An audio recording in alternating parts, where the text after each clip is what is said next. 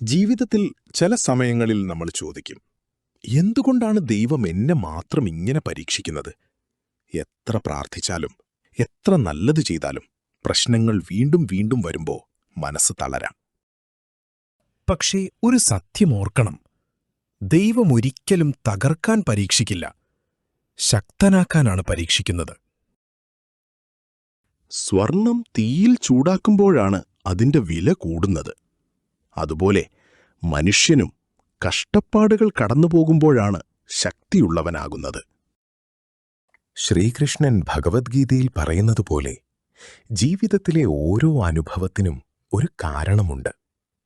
ഇന്ന് നിനക്ക് മനസ്സിലാകാത്ത വേദന നാളെ നിന്റെ ഏറ്റവും വലിയ ശക്തിയായി മാറാം.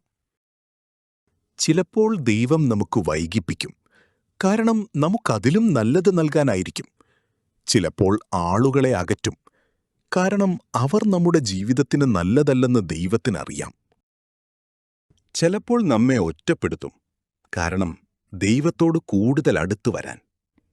നീ ഇന്ന് കരയുന്ന കാര്യം ഒരിക്കൽ നന്ദിയോടെ ഓർക്കുന്ന ദിവസം വരും. ജീവിതത്തിലെ പരീക്ഷണങ്ങൾ ശിക്ഷയല്ല, അത് ദൈവത്തിന്റെ തയ്യാറെടുപ്പാണ്.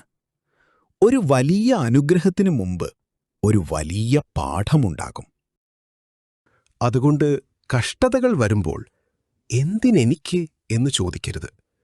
പകരം ചോദിക്കൂ, ദൈവമേ, ഇതിലൂടെ നീ എന്നെ എന്താണ് പഠിപ്പിക്കുന്നത്?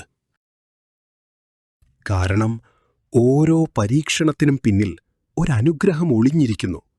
വിശ്വാസം കൈവിടരുത്, പ്രാർത്ഥന നിർത്തരുത്, സ്വയം തോൽക്കരുത്.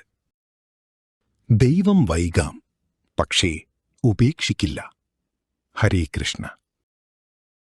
ഈ സന്ദേശം നിങ്ങളുടെ ഹൃദയത്തെ സ്പർശിച്ചെങ്കിൽ ഹരേ കൃഷ്ണ എന്ന് കമന്റ് ചെയ്യൂ.